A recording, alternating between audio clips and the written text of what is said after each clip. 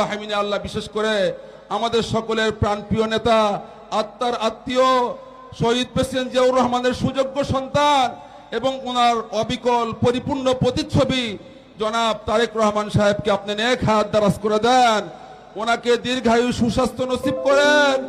আল্লাহ ওনার মাধ্যমে আল্লাহ দেশের আল্লাহ খেদমত দেন, দেশ এবং জাতির খেদমত করার তৌফিক দান করেন।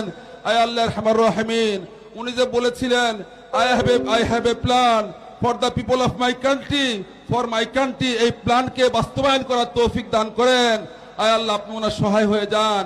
আল্লাহ আপনি আমাদের দেশকে শান্তি দেশ বানাই দেন।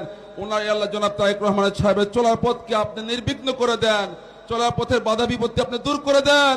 আল্লাহ আপনি নিজ কুদরত দ্বারা রহমতের ফেরেশতা দ্বারা ওনাকে হেফাজত করেন। আল্লাহ আমাদের বগুড়ার আমাদের পুত্রবধূ জনাব ডক্টর জুবাইদুর রহমানকে নেক হাত দারাজ করে দেন, দীর্ঘায়ু সুস্বাস্থ্য নসিব করেন।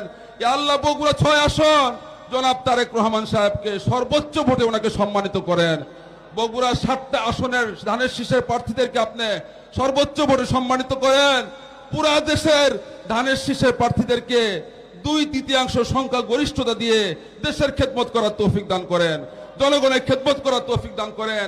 আল্লাহ লক্ষ লক্ষ নেতা কর্মী তাদেরকে দেশের জন্য দোষের জন্য আল্লাহ জনগণের কল্যাণে নিবেদিত প্রাণ হয়ে কাজ করার তৌফিক দান করেন। আল্লাহ আপনি আমাদের দোয়া মোনাজাত গুলোকে জনাবে মুহাম্মদুর রাসূলুল্লাহ সাল্লাল্লাহু আলাইহি ওয়াসাল্লামের উসিলা আপনি ভরপুর কবুল আর মঞ্জুর করে নেন।